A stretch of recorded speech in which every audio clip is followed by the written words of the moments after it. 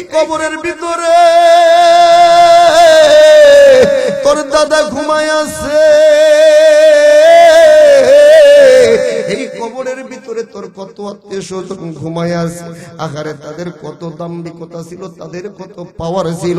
এ যুবক, কবর এমন একটা ঘর রে বাবা, আমার বন্ধুগণ কোন নেতা চেনে না, কোন মন্ত্রী এমপি চেনে না, ওই কবর চেনে একমাত্র নেক আমল। কথা বলেন ঠিক কি না? কবরে তুমি নামাজ নিয়ে যাইবা, কবরে তুমি কোরআন তেলাওয়াত নিয়ে যাইবা, ওই কবরের ভিতরে তুমি মা বাবার খেদমত নিয়ে যাইবা। আমার বন্ধুগণ, কবরটা তোমার জন্য জান্নাতের বাগান হয়ে যাবে। কবরের ভিতরে রাসূলের আদর্শ নিয়ে যাইবারে যুবক, খোদার কসম আমার কথা নয় রে বন্ধু, ওই কবরটাকে আমার আল্লাহ তোর জন্য জান্নাতের বাগান বানায়া দেবে। একটু আওয়াজ দিয়ে বলেন না সুবহানাল্লাহ। এই জন্য যুবক ভাই, জীবনে অনেক অন্যায় কাজ করেছো, অনেক নাফরমানি করেছো, অনেক গুনাহের সাগরে যুবক আজকে তুমি হাবুডুবু খাইতেছো। অনেক সময় আমার যুবক ভাইরা চিন্তায় পড়ে যায়, এত মারাত্মক ধরনের গুনাহ করেছি, এত বড় বড় ধরনের গুনাহ করেছি, আমার আল্লাহ কি আমার এই গুনাহকে ক্ষমা করব? আমার আল্লাহ কি আমারে মাফ করব? এ যুবক, এই টেনশন করিয়া বাজান আল্লাহর কাছে মাফ চাওয়া বন্ধ করিস না। আমার আল্লাহ তাআলা ডাক দেয় বলে, কুল ইয়া ইবাদিয়াল্লাযীনা আসরাফু আলা আনফুসিহিম লা তাকনাতু মির রাহমাতিল্লাহ।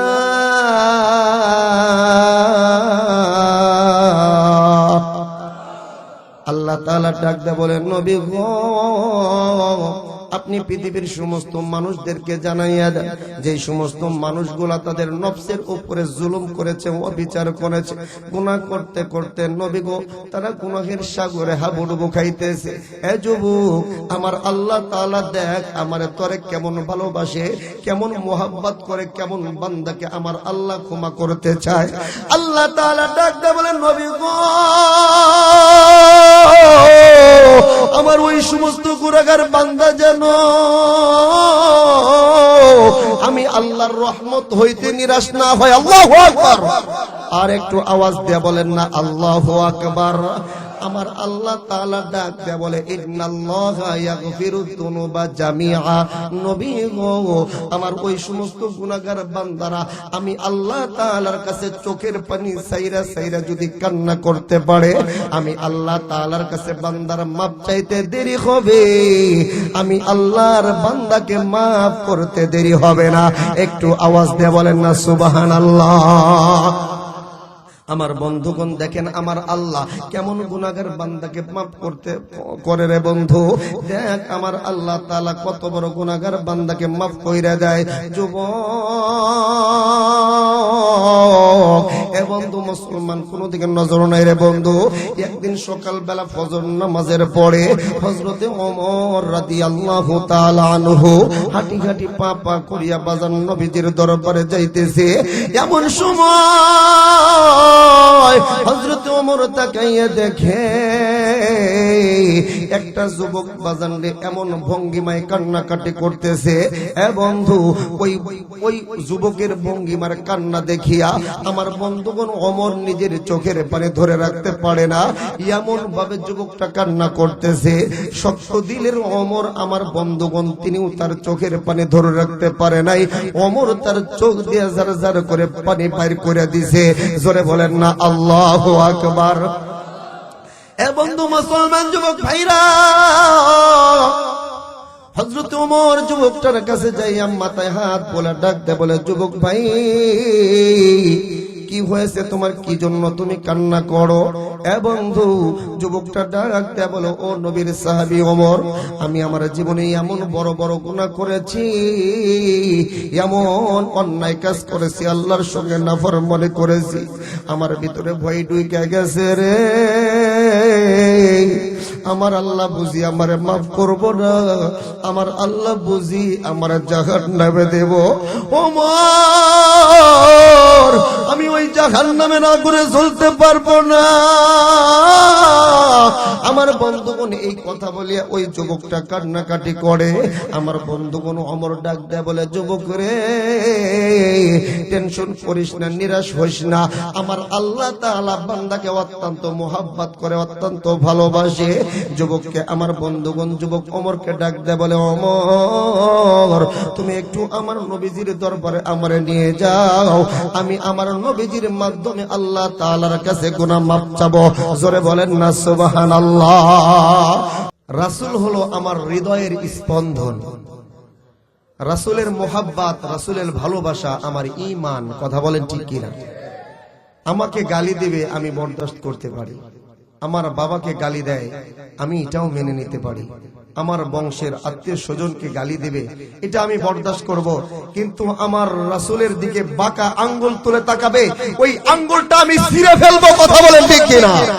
আমার রাসূলকে কটূক্তি করবে, যে জবান দিয়ে কটূক্তি করবে ওই জিহ্বাটাকে আমি ছিঁড়ে ফেলবো। কথা বলেন ঠিক কিনা? আমার বন্ধুগণ, রাসূলের ভালোবাসা প্রত্যেকটা যুবকের ভিতরে যদি জানে থাকে, রাসূল বলে আল মারউ মা মান আহাব্বা, তোমরা যাকে দুনিয়াতে যাকে তোমরা অনুসরণ করবা, কিয়ামতের দিন তার সঙ্গেই তোমাদের হাসর হবে। যুবক যদি রাসূলের মুহাব্বত, রাসূলের আদর্শ, রাসূলকে যদি ফলো করে চলতে পারো, তাহলে কিয়ামতের দিন আমার রাসূলের সঙ্গেই তোমাদের হাসর হবে। রাসূল তোমাদেরকে সুপারিশ করে করে জান্নাতে প্রবেশ করায় দেবে। একটু আওয়াজ দিয়ে বলেন না সুবহানাল্লাহ। লম্বা চড়া ভূমিকা বাবা নেব না, কারণ অনেক রাত হয়ে গেছে, কুয়াশা পড়তেছে। আমি পবিত্র কালামুল্লাহ শরীফের সূরা আহজাবের ৬৯ নম্বর আয়াত তেলাওয়াত করেছি। রাসূলুল্লাহ সাল্লাল্লাহু আলাইহি সাল্লামের অসংখ্য হাদিস থেকে একটা হাদিস পাঠ করেছি। তিলাওয়াতকৃত আয়াত এবং হাদিসকে সামনে রেখেই কিছু কথা বলার জন্য চেষ্টা করব। আল্লাহ তাআলা তৌফিক দান করেন, সকলে বলেন আমিন। এই সূরা আহজাবের ৬৯ নম্বর আয়াতে আমার আল্লাহ পাক রব্বুল আলামিন ঈমানদার বান্দা এবং বান্দীদেরকে দুইটা আদেশ করেছেন। একটু আওয়াজ দিয়ে বলেন তো বাবা, কয়টা আদেশ? আর একটু আওয়াজ দিয়ে বলেন কয়টা? পিছনের যুবক ভাইরা বলেন তো বাবা কয়টা? দুইটা আদেশ করেছেন। আল্লাহ তাআলা বলেন আমার বান্দা বান্দীরা যদি এই দুইটা আদেশ মেনে নিতে পারে, আমি আল্লাহ তাদেরকে দুইটা পুরস্কার দান করব। সুবহানাল্লাহ। একদম বাংলা ওয়াজ, কোনো কঠিন কোনো ভাষা হবে না। দুইটা আদেশ মানবো, পুরস্কার কয়টা? দুইটা। আদেশ নম্বর 1, খুব খেয়াল করে শুনুন। আল্লাহ তাআলা বলেন বিসমিল্লাহির রহমানির রহিম, ইয়া আইয়ুহাল্লাযীনা আমানু তাকুল্লাহ।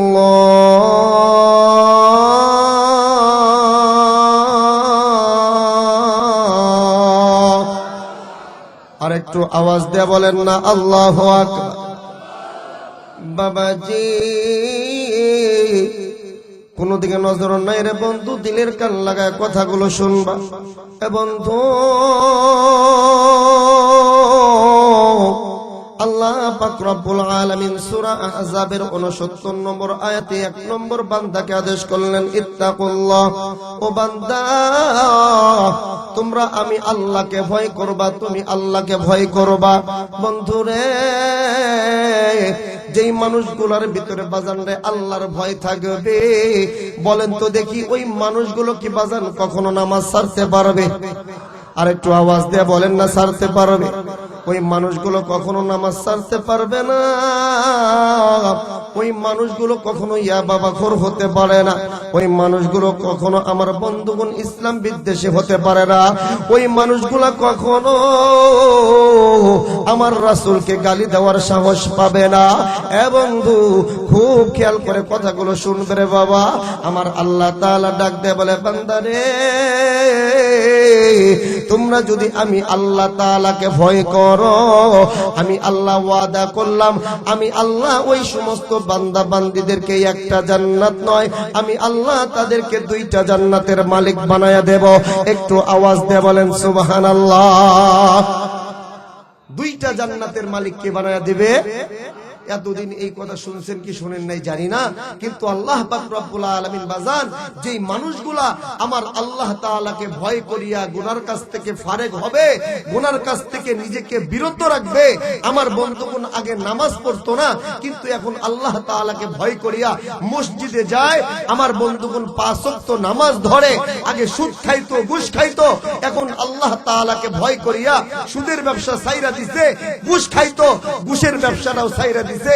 আমার বন্ধুগণ আল্লাহ তাআলা বলেন ওয়ালিমান খাফা মাকামা রাব্বিহি জান্নাতান।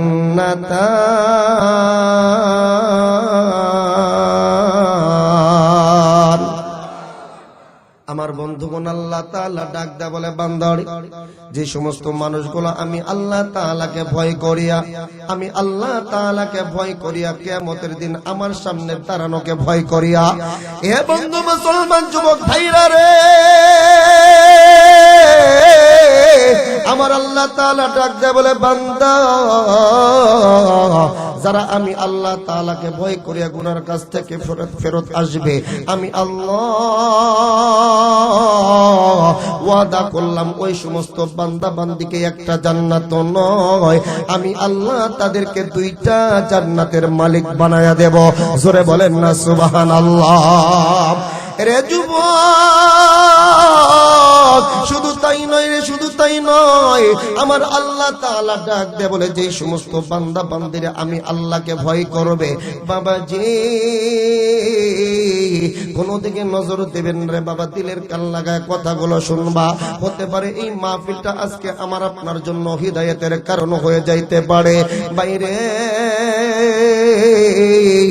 আমার বন্ধুগণ, কাল কিয়ামতের কঠিন দিনে, মুসিবতের দিনে আমার বন্ধুগণ মানুষের আমলনামা যখন, কারো আমলনামা যখন বাম হাতে চলে আসবে, ওই মানুষটা পাগলের মতন হয়ে যাবে, আমার বন্ধুগণ নিকট আত্মীয় স্বজনের কাছে চলে যাবে রে বন্ধু, একটা নেকির জন্য পাগলের মতন হয়ে যাবে। ভাই গো, ওই মানুষটা যাইতে যাইতে বাজান রে তার মায়ের সঙ্গে সাক্ষাৎ হয়ে যাবে। জনম দুঃখিনী মাকে ডাক দে বলবে, মা দুনিয়ার জমিনে তুমি আমাকে এত ভালোবাসছো, এত মোহাব্বত করছো, মা গো তুমি নিজে না খাইয়া আমার জন্য খাবারের ব্যবস্থা করছো। ও মা, আমার অসুখ হইলে রাত্রে বেলায় তুমি ঘুমাও নাই, সারা রাত আমার মাথার পাশে বৈশা বৈশা আমার মাথায় তুমি পানি পট্টি করছো, আমার সেবা যত্ন করছো। মা গো, আজকে একটা নেকি কম পড়ার কারণে আমি জাহান্নামে হয়ে গেছি, জাহান্নামের সার্টিফিকেট আমার হাতে চলে আসছে। ও মা, একটা নেকি কম পড়ার কারণে আমি জাহান্নামে হয়ে গেছি। মা গো, একটা নেকি দাও, একটা নেকি দাও, আমি তোমার সন্তান আল্লাহর জান্নাতে যাব। হে বন্ধু মুসলমান যুবক ভাইরা, এই কথাটা এই জন্য বুঝাইতে চাইছিলাম বন্ধু, কিয়ামতের দিবসটা বাজান কতটা ভয়ঙ্কর হবে, কতটা নির্মমতায় ভরপুর হয়ে যাবে বন্ধু রে।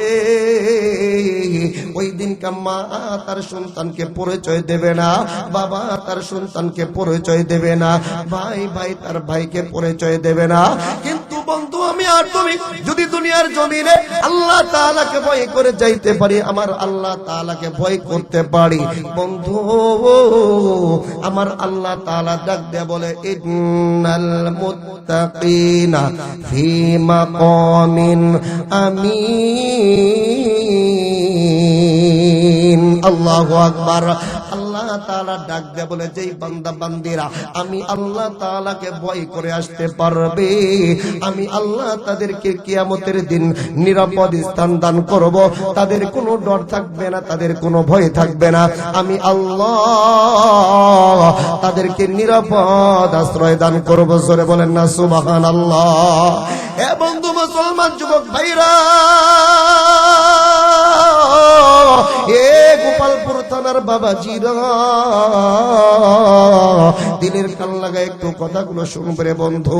দেখ বাবা, তোর দিলের ভিতরে আল্লাহর ভয় না থাকার কারণে আজকে তুমি মসজিদে যাও না, আজকে তুমি নামাজ পড়ো না। কিন্তু যুবক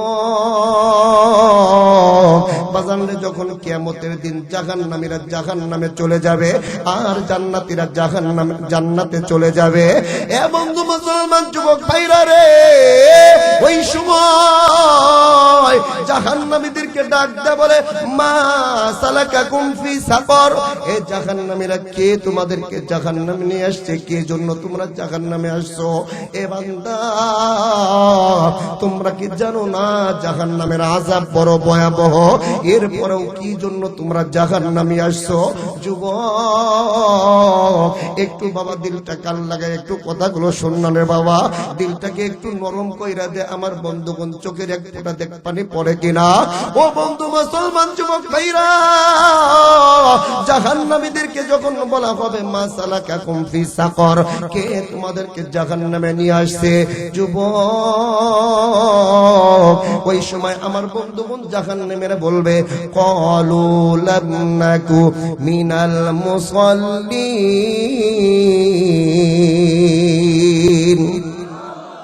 জাহান্নামীরা বলবে, আমরা দুনিয়ার জমিনে নামাজ পড়ি নাই, নামাজ না পড়ার কারণে জাহান্নামে আসছি। এ বন্ধু, নামাজ না পড়ার কারণে বান্দা জাহান্নামে যাবে। এ বন্ধু মুসলমান যুবক ভাইরা, অথচ বাংলার জমিনে এমন অনেক মানুষ আছে, এমন অনেক ফকির বাবাজিরা আছে যারা বলেন নামাজ বলতে কিছুই নাই। কথা বলেন ঠিক কিনা? নামাজ না পড়লে কি হবে, নামাজ বলতে কিছুই নাই। এ বাবাজি, অথচ আল্লাহ তাআলা ডাক দিয়ে বললেন, ক্বালু লাম নাকু মিনাল মুসাল্লিন। জাহান্নামীরা বলবে, আমরা নাই, নামাজ না পড়ার কারণে আমরা জাহান্নামে আসছি। এ যুবক, তুমি দুনিয়ার জমিনে সামান্য, আমার বন্ধুগণ ছোট্ট একটা, আমার বন্ধুগণ বিশ্ব দেখলে ভয় পাও, তুমি দুনিয়ার জমিনে ছোট্ট একটা সাপ দেখলে ভয় পাও। যুবক আমার বন্ধুগণ, তুমি তোমার বন্ধু বান্ধবের, আমার বন্ধুগণ ধোঁকায় পড়ে আজকে তুমি গুনাহের সাগরে হাবুডুবু খাইতেছো। আজকে তুমি নিতার পাম্পট্টিতে, আজকে তুমি গুনাহের সাগরে হাবুডুবু খাইতেছো। যুবক রে, আমার বন্ধুগণ যখন নাকি বাবা তোর চক্ষুটা বন্ধ হয়ে যাবে, মালাকুল মউত আজরাইল যখন তোমার সামনে উপস্থিত হয়ে যাবে, ভাইজান তোমার আপনজন বলতে বাজান কেউ তোমার সঙ্গে কবরে যাবে না রে বাবা।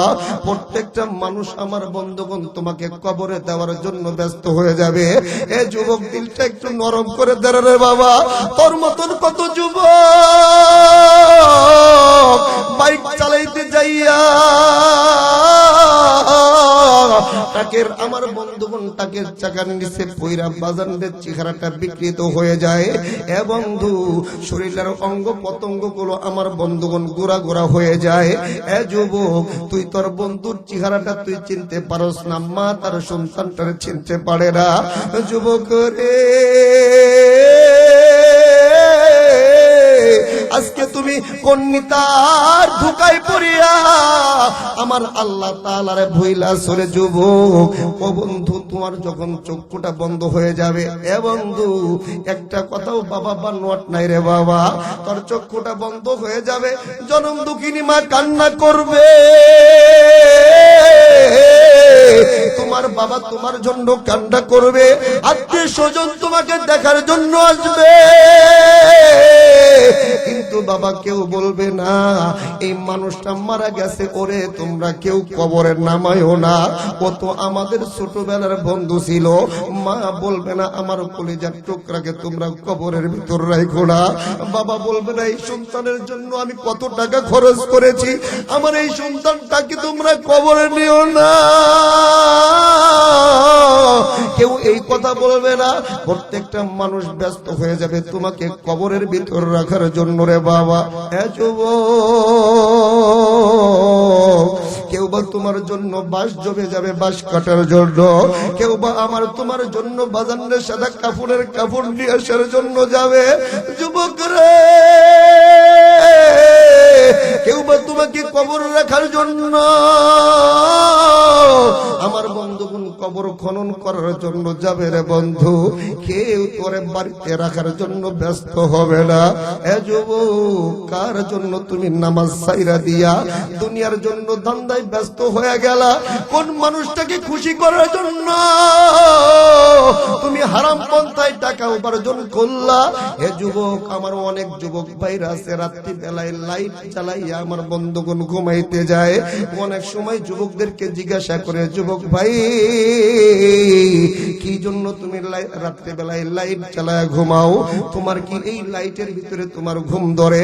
ওই যুবকটা উত্তর দেয়, হুজুর রাত্রি বেলায় লাইট বন্ধ করলে বড় ভয় লাগে, বড় ভয় লাগে। এ যুবক, এই দুনিয়ার এই সামান্য লাইট না জ্বালাইলে তোমার ভয় লাগে, কিন্তু যুবক রে তোমাকে যে ওই অন্ধকার গহীন কবরের ভিতরে বাজান তোমাকে রেখে আসবে, ওই কবরের ভিতরে কোনো লাইটিং এর ব্যবস্থা নাই, ওই কবরের ভিতরে কোনো এসির ব্যবস্থা নাই রে বাবা, ওই কবরের ভিতরে কোনো জাজিমের ব্যবস্থা নাই। আমার রাসূল বলে, আল কবরু রাউযাতুম মির রিয়াদিল জান্নাহ আও হুফরাতুম মিন হুফারিন নার। ওই কবরটা কারো জন্য জান্নাতের একটা বাগানের মধ্য থেকে বাগান হয়ে যাবে। একটু আওয়াজ দেয়া বলেন না সুবহানাল্লাহ। আবার ওই কবরটা কারো জন্য জাহান্নামের গর্ত হয়ে যাবে। এ যুবক, কাদের জন্য বাজানরে কবরটা জান্নাতের টুকরা হয়ে যাবে, ঘর হয়ে যাবে? রাসূল বলে, যেই সমস্ত মানুষগুলা দুনিয়ার জমিনে 5 ওয়াক্ত নামাজ পড়বে, যে সমস্ত মানুষগুলো আমার বন্ধুগণ আল্লাহ এবং আল্লাহর রাসূলের আইন কানুন মেনে চলবে, এবং যে সমস্ত মানুষগুলো বাজান রে আমার আল্লাহ তাআলাকে ভয় করিয়া চলবে, আমার রাসূল বলে ওই সমস্ত মানুষের মরতে দেরি হবে, লাশটাকে কবরেতে নামাইতে দেরি হবে। আমার রাসূল বলে তার কবরটাকে আমার আল্লাহ জান্নাতের বাগান বানাইতে দেরি করবে না। জোরে বলেন না সুবহানাল্লাহ। আর একটু আওয়াজ দিয়ে বলেন না সুবহানাল্লাহ।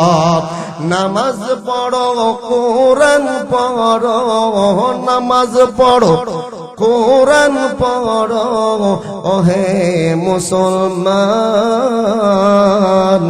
নামাজেতে মাফ হবে তোমার কবরের আযাব। সকলে একসাথে বলেন না, নামাজ পড়ো, কোরআন পড়ো, নামাজ পড়ো, কোরআন পড়ো, ওহে যুবক ভাই, নামাজেতে মাফ হবে তোমার কবরের আযাব।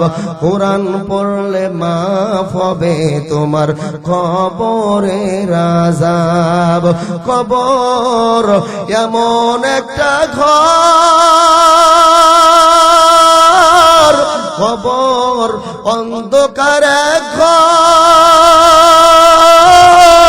ওই কবরের সঙ্গী হবে তোমার নামাজ আর কোরআন। কথা বলেন ঠিক কিনা? কবর অন্ধকার ঘর, ওই কবরের সাথী হবে তোমার নামাজ আর কোরআন। পড়লে কোরআন ও মুসলমান, পড়লে নামাজ ও মুসলমান, পাবে যে নাজাত। নামাজেতে মাফ হবে তোমার কবরের আযাব। নামাজ পড়লে মাফ হবে তোমার রিজিকের অভাব। কথা বলেন ঠিক কিনা? এ বন্ধু এই জন্য বাজারে নামাজ কখনোই ছাড়া যাবে না। এ বন্ধু মুসলমান যুবক ভাইরা, আজকে আমি আপনি এমন ইমানদার রে বন্ধু, এ বন্ধু এই শীতের সিজন আসলে বাজারে যেই মসজিদের ভিতরে ফজর নামাজে আগে 2 কাতার 3 কাতার মুসল্লি হইতো, এই শীতের সিজন আসার পর ওই মসজিদের ফজর নামাজের সময় 1 কাতার মানুষ অনেক সময় পাওয়া যায় না। কথা বলেন ঠিক কিনা? এ যুবক, তোমাদেরকে কিন্তু বাজান আমি আগেই বলেছি, জাহান্নামীদেরকে জিজ্ঞাসা করবে কি জন্য তোরা জাহান্নামে আসছো।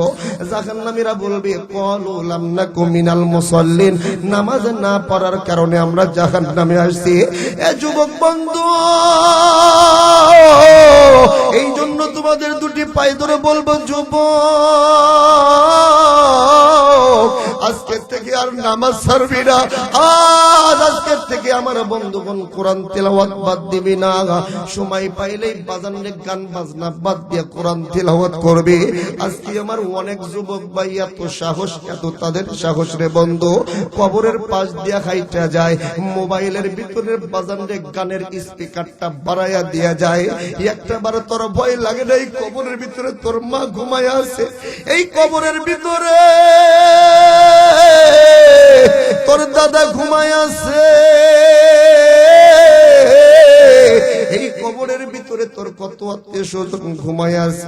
আহারে তাদের কত দাম্ভিকতা ছিল, তাদের কত পাওয়ার ছিল।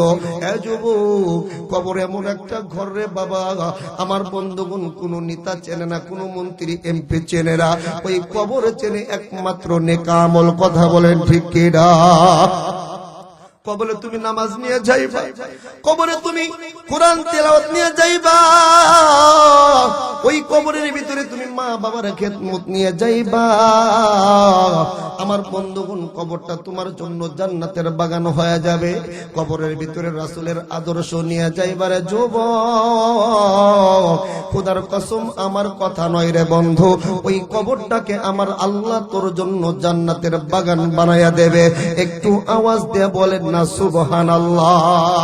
এই জন্য যুবক ভাই, জীবনে অনেক অন্যায় কাজ করেছো, অনেক নাফরমানি করেছো, অনেক গুনাহের সাগরে যুবক আজকে তুমি হাবুডুবু খাইতেছো। অনেক সময় আমার যুবক ভাইরা চিন্তায় পড়ে যায়, এত মারাত্মক ধরনের গুনাহ করেছি, এত বড় বড় ধরনের গুনাহ করেছি, আমার আল্লাহ কি আমার এই গুনাহকে ক্ষমা করব? আমার আল্লাহ কি আমারে মাফ করব? এ যুবক, এই টেনশন করিয়া বাজান আল্লাহর কাছে মাফ চাওয়া বন্ধ করিস না। আমার আল্লাহ তাআলা ডাক দেয় বলে, কুল ইয়া ইবাদিয়াল্লাযীনা আসরাফু আলা আনফুসিহিম লা তাকনাতু মির রাহমাতিল্লাহ।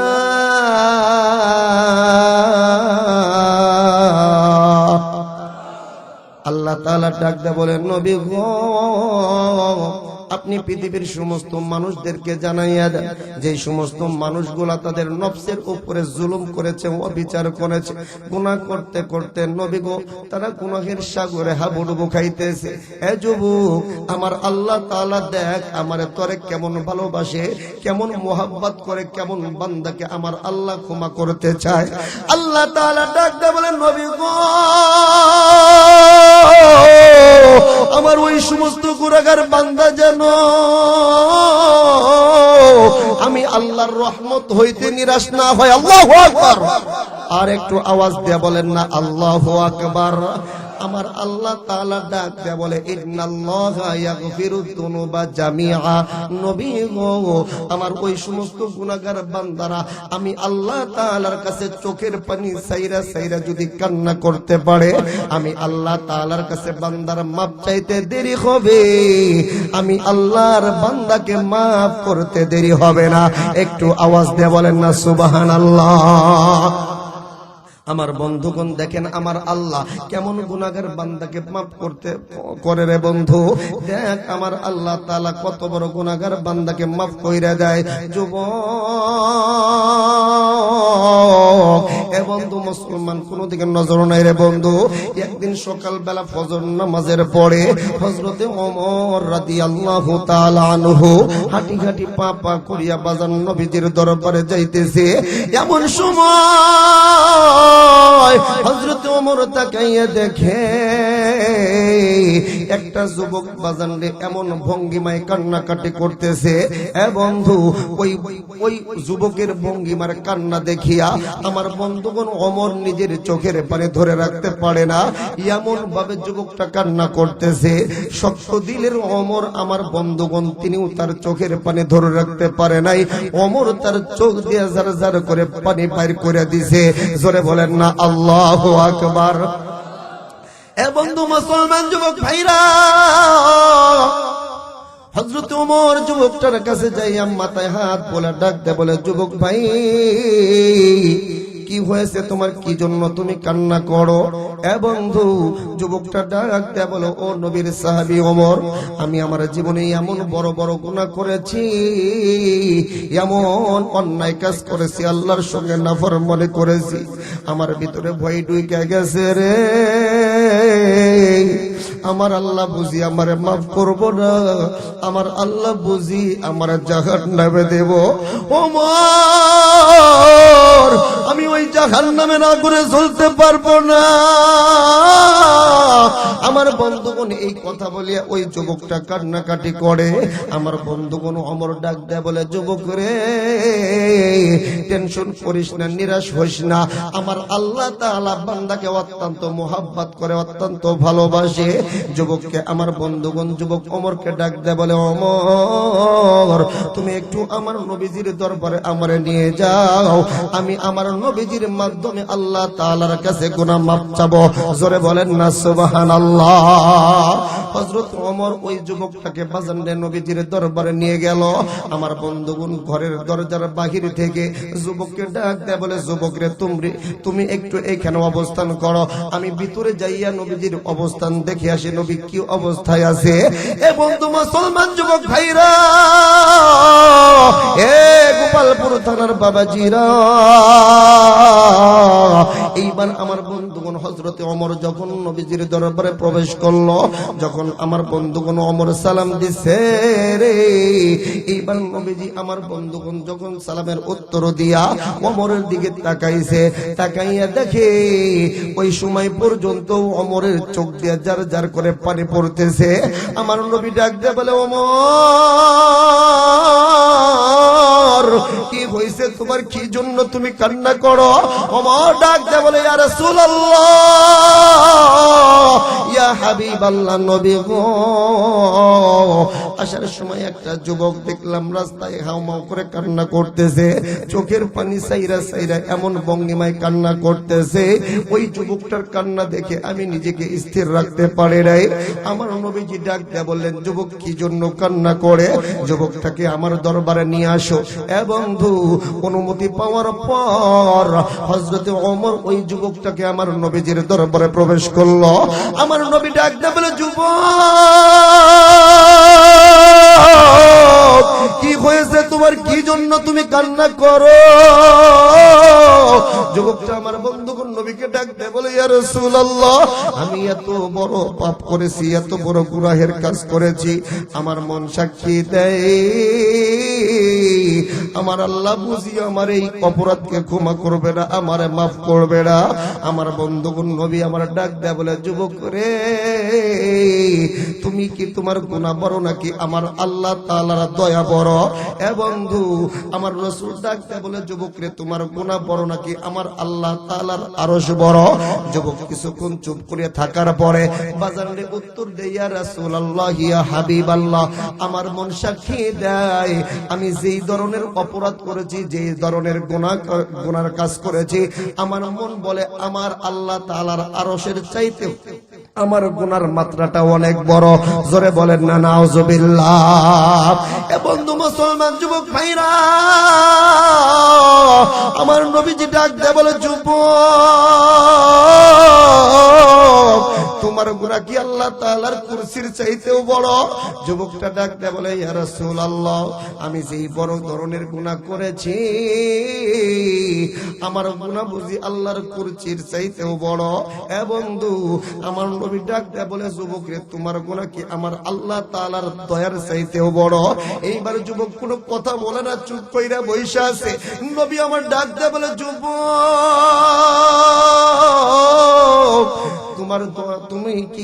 তুমি কি মানুষকে হত্যা করেছো নাকি? তুমি কি মানুষকে কতল করেছো নাকি? যুবক ডাক দিয়ে বলে, ইয়া রাসূলুল্লাহ, আমি কোনো মানুষকে হত্যা করি নাই। আমার নবী বলে, তাহলে কি তুমি আল্লাহর সঙ্গে কাউকে শরীক করেছো? আল্লাহর সঙ্গে কাউকে কি তুমি শিরিক করেছো? কেন না, আমার আল্লাহ তাআলা বলেন, ইন্নাল্লাহা লা ইয়াগফিরু আন ইউশরাকা বিহি ওয়া ইয়াগফিরু মা দুনা যালিকা লিমান ইয়াশা। জোরে বলেন না আল্লাহু আকবার। আমার আল্লাহ তাআলা বলেন, ইন্নাল্লাহা লা ইয়াগফির, নিশ্চয় আল্লাহ তাআলা ক্ষমা করবেন না, লা ইউশরিক, যারা আল্লাহর সঙ্গে শিরিক করে, যারা আল্লাহর সঙ্গে অন্য কাউকে অংশীদার করে। এ বাবাজি, আমার আল্লাহ তাআলা এই শিরিকের গুনাহ ছাড়া অন্য যে কোনো গুনাহ আমার আল্লাহ তাআলা মাফ করতেও পারে, শাস্তি দিতেও পারে। এই অধিকার কার? আরেকটু আওয়াজ দিয়ে বলেন, কার? আজকে আমাদের সমাজে শিরিকের গুনাহ আছে না নাই? আহারে, আজকে বিশেষ করে আমাদের অনেকের মা বাবা বৃদ্ধ হয়ে গেছে, হাঁটতে পারে না, চলতে পারে না, 90 বছর বয়স, 80 বছর বয়স, মায়ের চামড়া গুলো আর টান টান নাই, মায়ের চামড়াটা ঢিলা হয়ে হাড্ডির সাথে লাগিয়ে গেছে। আজকে সন্তানের সাহায্য বড় প্রয়োজন, আজকে সন্তানের খেদমতের বড়ই প্রয়োজন। আজকে সন্তান মাকে ভালো ভালো খাবার দেবে, বাবাকে আপেল কমলা বেদানা কিনা দিবে। আজকে সন্তান নিজের মা বাবারে না খাওয়ায়া আজকে সন্তান যায় খাজা বাবার দরবারে, ল্যাংটা বাবার দরবারে, যেই সমস্ত দরবারে গাঁজাখোর আর মদখোর পড়ে থাকে। কথা বলেন ঠিক কিনা? আছে না নাই? আপনাদের কষ্ট হইতেছে? আমার বন্ধুগণ, আমি তো কোনো বানোয়াট কথা বলতেছি না, আজকে আমাদের সমাজে এইটাই চলতেছে। আগে আমরা বৃদ্ধাশ্রম কি জিনিস জানতাম না, আর আজকে যারা 5 বছর 6 বছর, এই বাচ্চাটাও জানে বৃদ্ধাশ্রম নামে একটা মহামারী বাংলার জমিনে আছে। কথা বলেন ঠিক কিনা? যুবক, কষ্ট লাগে না তোমার? যেই মা তোমার 10 মাস 10 দিন গর্ভে ধারণ করছে, যেই মা তোমার নিজে না খায়া তোমার খাওয়াইছে, যেই বাবা তোর রিক্সা ভ্যান চালায়া তোর বড় করছে, চাকরি দিছে, আজকে ওই মা বাবা বৃদ্ধাশ্রমে যায় আর তুমি নিজেরে সুপুরুষ দাবি করো। আমি তো মনে করি এটা পুরুষ নামের কলঙ্ক, এটা হলো হিজড়ার জাত। কথা বলেন ঠিক কিনা? মা বাবা নিজের বাড়িতে আশ্রয় পায় না, আর তুমি যাও তোমার হাজার দরবারে, বাবার দরবারে তুমি যাও। এরকম ভাবে যারা জীবনে নামাজ পড়ে না, যারা এরকম ভাবে পশ্চিম দিকে ভুলেও কখনো আসার খায়াও পড়ে না, এদের দরবারে যায় বড় বড় এরকম গরু নিয়ে যায়, মহিষ নিয়ে যায়, আবার অনেক বড় বড় প্রত্যেকটা বছরের যে প্রথম ফল, এই ফলগুলো তার দরবারে নিয়ে যায়। কথা বলেন ঠিক কিনা? মুরিদ হওয়ার আমি বিপক্ষে কথা বলতেছি না বাবা। মুরিদ হবেন, এমন একজন পীরের কাছে যাবেন, এমন একজন মানুষের কাছে যাবেন, আমার বন্ধুগণ সারা শরীর চেহারা দেখলেই মনে হয় ইনি একজন আল্লাহ ওয়ালা মানুষ, বুজুর্গ মানুষ, যার দিকে তাকাইলে আমার বন্ধুগণ মনে হয় ইনি একজন সত্যবাদী রাহবার। কথা বলেন ঠিক কিনা? আজকে এমন একজন মানুষের কাছে যাই, বাবারা আজকে অনেক সময় গোসলের নামে ওরস শরীফ করে। কথা বলেন ঠিক কিনা? 60 বছর 20 বছর পূর্তি এই মানিকগঞ্জে প্রত্যেক বছর আমার একটা মাহফিল হয়। ওই এলাকায় 12 ঘরে 13টা পীর আছে। কয়টা পীর? 12 ঘরে 13 পীর। জিজ্ঞেস করলাম, 12 ঘরে নয় 12টা পীর হওয়া সম্ভব, 13টা পীর হইল কেমনি? কয় হুজুর, এক বাড়িতে স্বামী স্ত্রী দুইজনই পীর। বুঝছেন এই অবস্থা? আজকে হলো আমাদের এই অবস্থা। মা বাবার সেবা যত্ন করবেন, ইন্নাল জান্নাতা তাহতা আকদামিল উম্মাহাত। রাসূল বলে, আরে উম্মত, তোর মা বাবার, তোর জন্য জান্নাত তো আমার আল্লাহ রাইখা দিয়েছে তোর মা বাবার পায়ের নিচে, আর তুমি যা জান্নাত তালাশ করো খাজা বাবার দরবারে। কথা কোন ঠিক কিনা? খাজা বাবার দরবারে হাঙ্কি মিয়া দরবারে মারামারির ভিড় পড়ে। কথা কোন ঠিক কিনা? আমার বন্ধুগণ, ওই খাজা বাবার দরবারে না যায় মা বাবার সেবা যত্ন করবেন, মা বাবার খেদমত করবেন, আমার আল্লাহ আপনাকে জান্নাতের মালিক বানায় দেবে। চিৎকার মেরে বলেন না সুবহানাল্লাহ। যুবকটাকে ডাক দেয়া বলে, যুবক,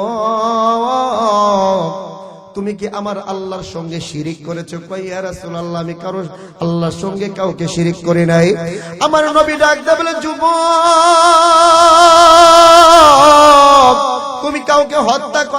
আল্লাহর সঙ্গে কাউকে শিরিক করো নাই। এই যুবক, তাহলে কি এমন গুনাহ করেছো যার কারণে তুমি কান্না করতেছো? এ বন্ধু, কোনো দিকে নজর নাই রে বাবা, দিলটাকে একটু নরম করে দে না রে বন্ধু। যুবকটা আমার রাসূলকে ডাক দিয়ে বলে, ইয়া রাসূলুল্লাহ, আমি যদি আমার গুনাহের কথা আপনার কাছে প্রকাশ করে দেই গো নবী, আপনি আমাকে আপনার দরবার থেকে বিতাড়িত করে দিবেন, তাড়াইয়া দিবেন। ইয়া রাসূলুল্লাহ, আপনি আমাকে আপনার দরবার থেকে বাহির কইরা দিবেন। আমার রাসূল বললেন, যুবক রে, ওয়াদা করলাম তোর বাহির কইরা দেব না। এইবার যুবক আমার রাসূলের কাছে ডাক দিয়ে বলে, ইয়া রাসূলুল্লাহ, তাহলে শোনেন আমি কেমন গুনাহগার, কেমন গুনাহ আমি করেছি।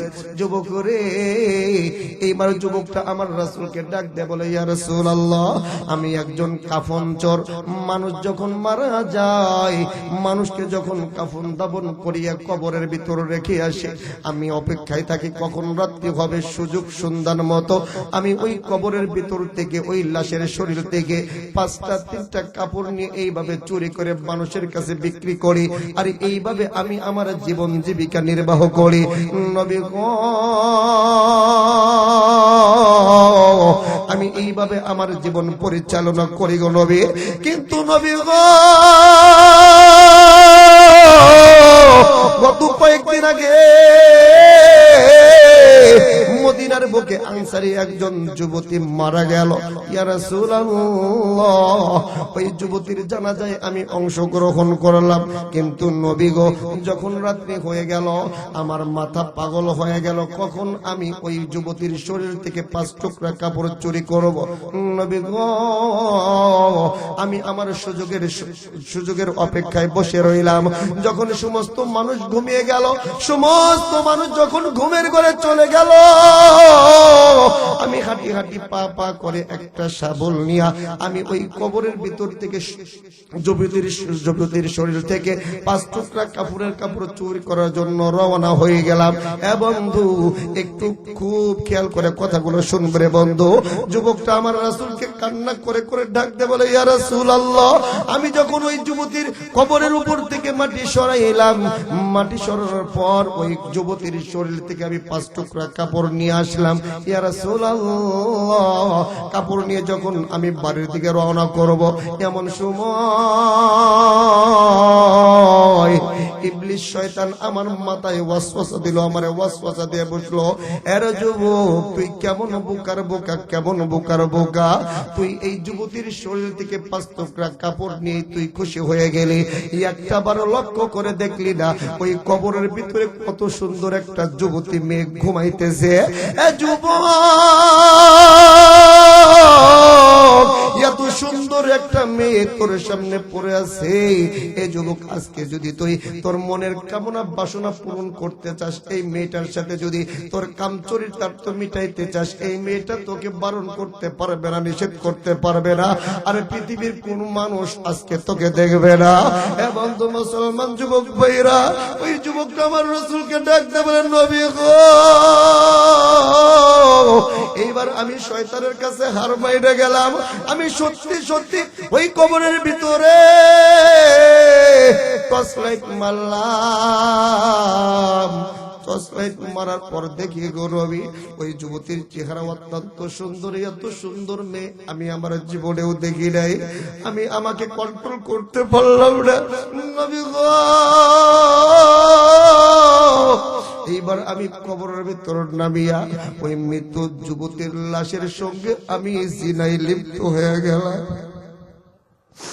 ইয়া রাসূলুল্লাহ, নবী গো, আমি ওই যুবতীর লাশের সাথে জিনা করতেছি, করতে করতে যখন আমি তৃপ্তি নিলাম, নবী গো, যখন আমি কবর থেকে উঠে আসবো, বাড়ির দিকে রওনা করব, এমন সময় পিছন থেকে একটা আওয়াজ আসলো, আমার মন সাক্ষী দেয়। ওই যুবতী মেয়েটাই আমাকে ডাক দেয়, বলতেছে, এরে আল্লাহর নাফরমান বান্দা, এইটা তুই কি করলি রে? হাজার হাজার কবরবাসীর সামনে, মুর্দাদের সামনে তুই আমার উলঙ্গ কইরা দিয়ে গেলি। কিয়ামতের কঠিন দিনে আল্লাহর সামনে আমাকে নাপাক অবস্থায় তার করের ব্যবস্থা কইরা দিলি। আরে আল্লাহর নাফরমান বান্দা, একটু কি তোর মায়া লাগলো না? একটু কি তুই আল্লাহকে ভয় করলি না? কেমনে তুই আমার আল্লাহর সামনে দাঁড়াবি? ইয়া রাসূলুল্লাহ, যখন এই কথাটা আমি শুনেছি, নবী গো জানেননি, আমি এত বিতশ্রান্ত হয়ে গেলাম, আমার মনে হইল ওই আসমানটা আমার মাথার উপরে ভেঙে পড়বে। ইয়া রাসূলুল্লাহ, ওই 5 টুকরা কাপড় আমি কবরের ভিতরে নিক্ষেপ করিয়া এমন ভাবে একটা দৌড় মারছি গো নবীজি, আজও পর্যন্ত আমি বাড়িতে যাই নাই, আমি আপনার দরবারে আসছি। ইয়া রাসূলুল্লাহ, বলেন তো দেখি আমার আল্লাহ কি আমার এই ধরনের গুনাহকে ক্ষমা করবে? আমার নবীজি ওমরের জড়াইয়া ধরে ডাক দেয়, বলে আরে ওমর, কোন মানুষ কি এত নিষ্ঠুর হতে পারে? কোন মানুষ কি এত জঘন্য কাজ করতে পারে রে? কোন মানুষ কি একটা মৃত যুবতীর লাশের সঙ্গে জিনা করতে পারে? বন্ধু, আমার নবীজি যুবককে ডাক দিয়ে বলল, যুবক আসলেও তো তুমি মারাত্মক ধরনের গুনাহ করেছো। এই কথাটা যখন নবীজির জবান থেকে বের হয়েছে, যুবক 1 সেকেন্ড আমার নবীজির দরবারে দেরি করে নাই। বন্ধু, ওই যুবকটা বাজানরে একটা দৌড় মাইরা বাজানরে পাহাড়ের চূড়ায় উঠে গেছে, বিশাল বড় পাহাড়ের মাথায় উঠে গেছে। আমার বন্ধুগণ, 1 দিন 2 দিন নাই, কিতাবের ভিতরে দীর্ঘ 40 দিন পর্যন্ত ওই যুবকটা চোখের পানি সাইরা সাইরা সিজদায় পড়িয়া আল্লাহ তাআলার দরবারে কান্দার ডাক দেয়, বলে আল্লাহ, আমি এমন একজন তোমার নাফরমান বান্দা, আমার মতন নাফরমান এই দুনিয়ার জমিনে আর একজন নাই। আমি এমন জঘন্যতম গুনাহ করেছি, অপরাধ করেছি, এইরকম গুনাহ তোমার কোন বান্দা আজ পর্যন্ত করে নাই। নবী গো, ও দয়াময় আল্লাহ, আমি এত বড় মারাত্মক ধরনের গুনাহ করেছি, তোমার রাসূল বলে দিয়েছে আমার গুনাহটা অনেক মারাত্মক, রাসূল আমারে তাড়াইয়া দিয়েছে। ইয়া আল্লাহ, তুমি ছাড়া আমার আর কেউ নাই। আল্লাহ পৃথিবীর সমস্ত মানুষ আমাকে তাড়াইয়া দিতে পারে, সমস্ত মানুষের দরজা বন্ধ হইতে পারে গো, কিন্তু আল্লাহ তুমি তো তোমার বান্দাকে অত্যন্ত মোহাব্বত করো, ভালোবাসো। আল্লাহ, তোমার কাছে ক্ষমা চাই, তোমার কাছে আল্লাহ মাফ চাই, আর কোনোদিন গুনাহ করব না, আর কোনোদিন এরকম জঘন্যতম অপরাধ করব না। আল্লাহ তুমি আমারে মাফ কইরা দাও। হে বন্ধু মুসলমান যুবক ভাইরা, কিতাবের ভিতর আসছে এইভাবে 40 দিন পর্যন্ত যুবক চোখের পানি সাইরা সাইরা কান্দে। একটা সময় যুবকের আমার বন্ধু কোন চোখের পানি ফুরায় গেছে রে বন্ধু, এখন আর চোখ দিয়ে পানি পড়ে না, এখন যুবকের চোখ দিয়ে বাজান শুধু রক্ত বের হয়, রক্ত বের হয়। বন্ধু, একদিন আমার বন্ধুগণ যুবক আল্লাহকে ডাক দেয়, বলে আল্লাহ, তুমি যদি আমার প্রতি সন্তুষ্ট হয়ে থাকো, আল্লাহ তুমি তোমার রাসূলকে জানাইয়া দাও, তুমি যদি আমার মাফ কইরা থাকো তাহলে তুমি আমার রাসূলকে জানাইয়া দাও, আর যদি তুমি আমার মাফ না কইরা থাকো তাহলে আসমান থেকে একটা আগুনের গোলা আমার মাথার উপর ফলাইয়া আল্লাহ তুমি আমারে জ্বালাইয়া পুরাইয়া সারখার কইরা দাও, কিন্তু আল্লাহ তুমি আমারে ওই জাহান্নামের আগুনে জ্বালাইও না, আমি তোমার ওই জাহান্নামের আযাব আমি সহ্য করতে পারবো না। যুবক, তোমার একটু মায়া লাগে না, একটু ভয় লাগে না রে বন্ধু? আজকে তুমি কেমনে গুনাহ করো, আজকে তুমি কেমনে আল্লাহর সঙ্গে নাফরমানি করো। যুবক ভাই, এখনো সময় আছে, বাজান রে তওবা করো, খাটি দিলে তওবা করো। আমার বন্ধুগণ, পৃথিবীর সমস্ত মানুষের দরজা তোমার জন্য বন্ধ হইতে পারে, কিন্তু আমার আল্লাহ তাআলা ডাক দেয়া বলে, লা তাকনাতু মির রাহমাতিল্লাহ, বান্দা তুমি যতই গুনাহ করো, বান্দারে তোরা কিন্তু একবারের জন্য আমি আল্লাহর রহমত হইতে নিরাশ হইস না। আল্লাহ তাআলা ডাক দেয়া বলে, ইন্নাল্লাহা ইয়াগফিরুয যুনুবা জামিআ, এরে বান্দা, তোমরা যখন ভুলগুলো বুঝতে পারিয়া, তোমরা যখন বুঝে আসছে আল্লাহ অনেক গুনাহ করে ফেলেছি, গুনাহ করতে করতে গুনার পরিমাণ অনেক হয়ে গেছে, এ বান্দা এই কথাটা বুঝে আসার পর তোমরা যখন আমি আল্লাহর কাছে চোখের পানি সাইরা সাইরা কান্না করবা, বান্দারে আমি আল্লাহ ওয়াদা করলাম তোমাদের মাপ চাইতে দেরি হবে রে, আমি আল্লাহ তোমাদেরকে মাফ করতে দেরি করব না। জোরে বলেন না সুবহানাল্লাহ। যুবক আমার আল্লাহরে ডাক দিয়ে বলে, আল্লাহ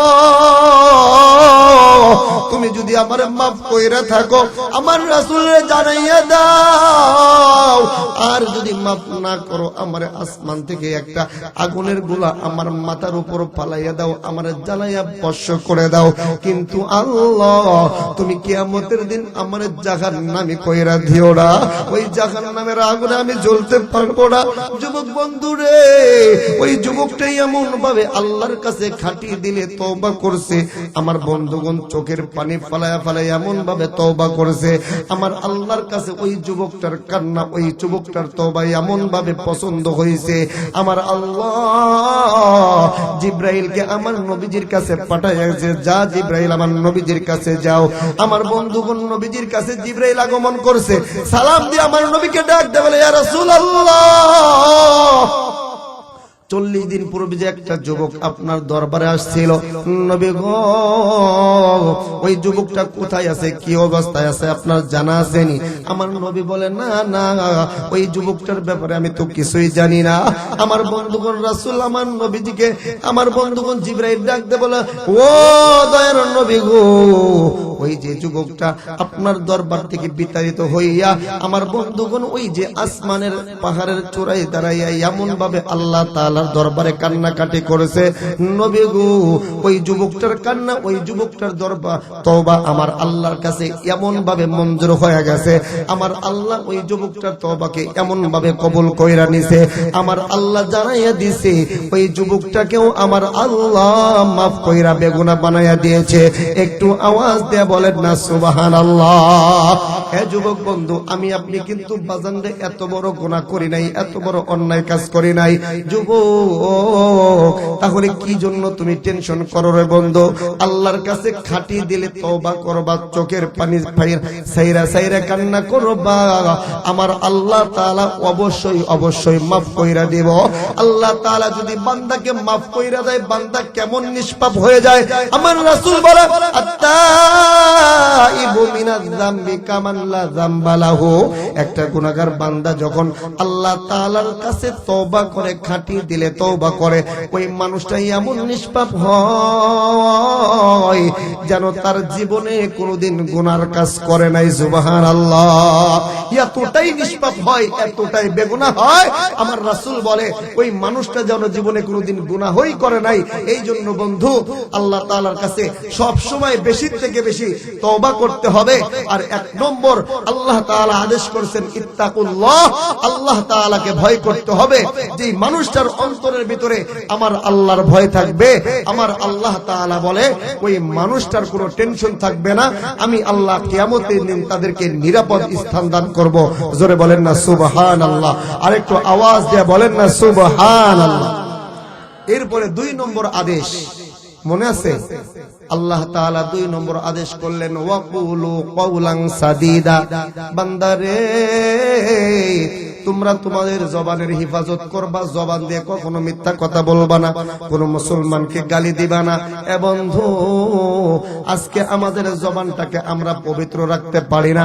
আল্লাহর রাসূল বলেছেন, আল মুসলিমু মান সালিম আল মুসলিমুনা মিন লিসানিহি ওয়া ইয়াদিহি।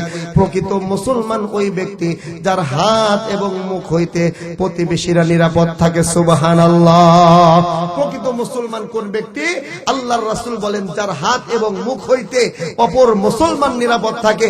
আজকে আমরা নিজেকে মুসলমান দাবি করি, অথচ আমার প্রতিবেশী আমার জবান থেকে নিরাপদ থাকতে পারে না। কথা বলেন ঠিক কিনা?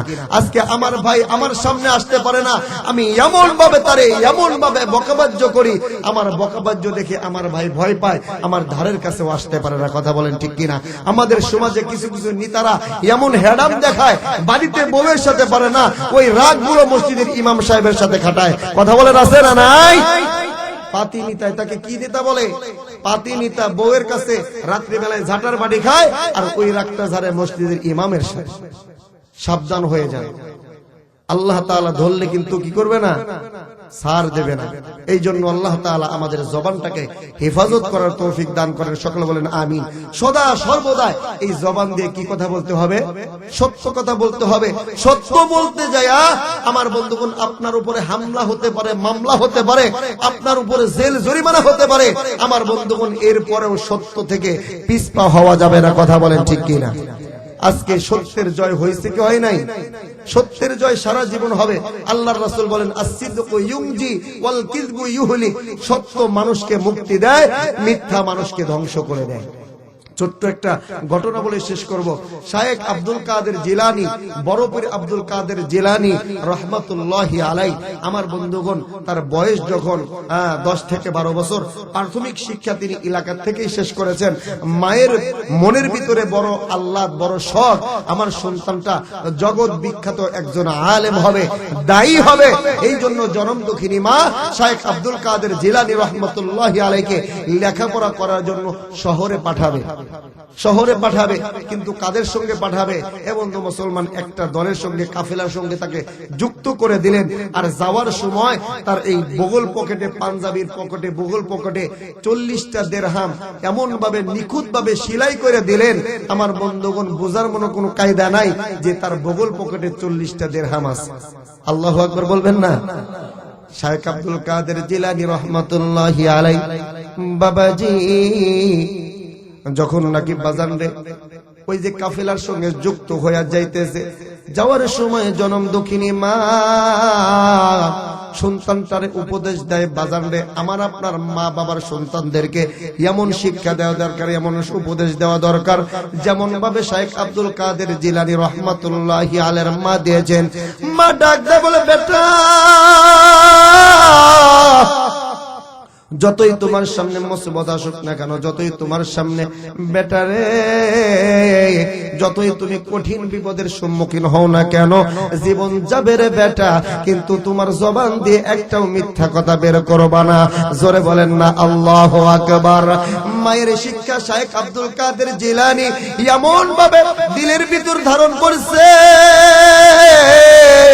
আমার বন্ধুগণ মা জানাইয়া দিছে, যতই বিপদ হোক না কেন, যতই মুসিবত আসুক না কেন, বেটারে তুমি মানুষের কাছে মিথ্যা কথা বলে মাপ পাইতে পারো, কিন্তু একজন রব যে তোমাকে সৃষ্টি করেছে, ওই আল্লাহ তাআলার সামনে বান্দা কখনো মিথ্যা কথা বলে পার পাইতে পারে না। কথা বলেন ঠিক কিনা? শায়েখ আব্দুল কাদের জিলানী রহমাতুল্লাহি আলাইহি ডাকাত দলের আমার বন্ধুগণ কাফিলার সঙ্গে যখন সামনের দিকে অগ্রসর হয়, কিছু দূর যাওয়ার পর বাজারে ওই কাফিলার উপরে ডাকাতের আক্রমণ হয়ে গেল। ডাকাতরা আমার বন্ধুগণ কাফিলার লোকদেরকে, কাফিলার লোকদের উপরে এমন ভাবে জুলুম নির্যাতন করতেছে, যাদের কাছে টাকা পয়সা আছে, বাজারে টাকা পয়সার জন্য আমাদের এত মায়া, এত দয়া, এবং জীবন চলে যাবে, কিন্তু আমরা ধন সম্পদ মানুষকে দিতে রাজিরা। কথা বলেন ঠিক কিনা? শায়েখ আব্দুল কাদের জিলানী রহমাতুল্লাহি আলাইহি ডাকাতরা কোনো মানুষই মনে করতেছে না, ছোট্ট একটা মানুষ, এর কাছে তো টাকা থাকা অসম্ভব, এই জন্য তারে সাইড কইরা রাখা দিয়েছে।